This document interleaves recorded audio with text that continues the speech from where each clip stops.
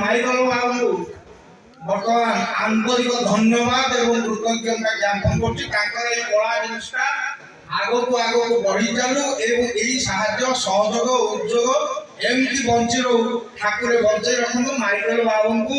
ପଥ ଆଗାମୀ ପଥ ସୁଖକର ହଉ ଏବଂ ଶୁଭଙ୍କର ହଉ, ଏହା ମୋର ଶ୍ରୀ ଶ୍ରୀ ବାଲୁଙ୍ଗେଶ୍ୱର ଦେବଙ୍କ ପାଖରେ ବିନୀତ ପ୍ରାର୍ଥନା। ଧନ୍ୟବାଦ ଦେବେ। ମୁଁ ସାର୍ ପଚାରିବି କଣ ଲାଗିଲା ସାର୍ ମୁକୁଟ ମହଲ ଏବଂ ଏ ଜାଗାର ଭଲ ପାଇବା? ଭଲ ପାଇବା ବୋଲି କଣ କହିବି, ମୁଁ ମାଇକେଲ ମାଇକ କଥାଟା କେମିତି ଯାଇକି ଆକାଶରେ ଉଡ଼ିକି ପହଞ୍ଚି ଯାଉଛି।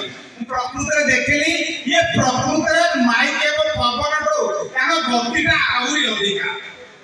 এই ମାଇକେଲ ପ୍ରଥମ ଦିନ ସେ ଆସି ଆମକୁ ଯୋଉ ତକ ହଳବଳ କରାଇଛନ୍ତି ତାଙ୍କ ଉପରେ ମୁଁ ରାଗୁଥିଲି, ଇଏ ଲୋକଟା କିଏ ସେ? କିନ୍ତୁ ଏ ଲୋକଙ୍କର ଏତେ ଜ୍ଞାନ, ଏତେ ମାନେ ଇଏ ଅଛି ଯାହା ମୁଁ କଳ୍ପନା କରିପାରୁନି। ଯାହା ହଉ ତାଙ୍କର ଏ ନାଟକ ପ୍ରତି, ଆମ ଗାଁ ପ୍ରତି, ଏ ଅନୁଷ୍ଠାନ ପ୍ରତି ଯୋଉ ପ୍ରକାର ଶ୍ରଦ୍ଧା ଅଛି, ଏ ଶ୍ରଦ୍ଧାଟି ସବୁବେଳ ପାଇଁ ଆଗକୁ ଆଗକୁ ରହୁ। ତାଙ୍କୁ ମୁଁ ଆଶୀର୍ବାଦ କରୁଛି ସେ ସବୁଦିନ ପାଇଁ ଆମ ସାଥିରେ ରୁହନ୍ତୁ ଏବଂ ତାଙ୍କ ଭବିଷ୍ୟତ ଉଜ୍ଜ୍ୱଳ ହବ। ଫେରିବି ଏଠାକାର ପୁଅ, এই ମାଟିର ପୁଅ, ଜଣେ ସୁନ୍ଦର ଚରିତ୍ର ଅଭିନେତା ଅଜିତ ଭାଇ ମୋର ଗାଁର ଜୁଆଇ। ମୁଁ ତାଙ୍କୁ ପଚାରିବି ମାଇକେଲଙ୍କୁ 15 ଦିନ ଆଗରୁ ଯୋଉ ଡାକିଥିଲେ କେତେ ଦୂର ତାଙ୍କ ଗାଁରେ ଭଲ ହେବା ଅଛି ସେ କହିବେ, ମୁଁ କହିବାଟା ଭୁଲ ହବ।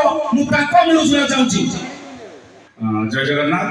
ମାଇକେଲ ଭାଇ ଆମ ଯାତ୍ରା ଜଗତରେ ସମସ୍ତଙ୍କ ପାଖରେ ପରିଚିତ, ଗାଁ ଗହଳିରେ ପରିଚିତ। ସେଇ ଦୃଷ୍ଟିରୁ ଅଛନ୍ତି ସେ। ଆଉ ଯିଏ ବି ସୋସିଆଲ ମିଡ଼ିଆ ୟୁଜ୍ କରୁଥିବେ ଫେସବୁକ୍ରେ ମାଇକେଲ ଲାଇଭ୍ ମାରିଲେ ଆପଣମାନେ ଫେସବୁକ୍ରେ ତାଙ୍କ ଆଇଡି ଯାଇକି ଦେଖିପାରିବେ।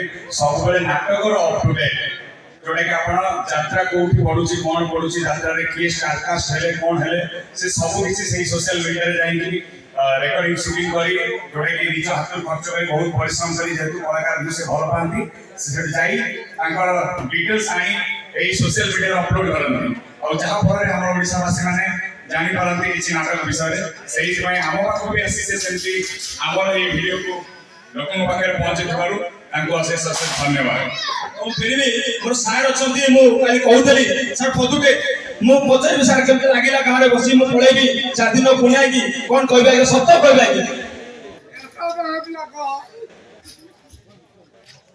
ଆମର ବାହାପୁର ଚିତ୍ରାଳୟ ଶିବାନୀ ବାବୁ, ଶିବାନୀ ଚିତ୍ରାଳୟର ରାଜୁ ଭାଇ କୋଉଠି ଅଛନ୍ତି?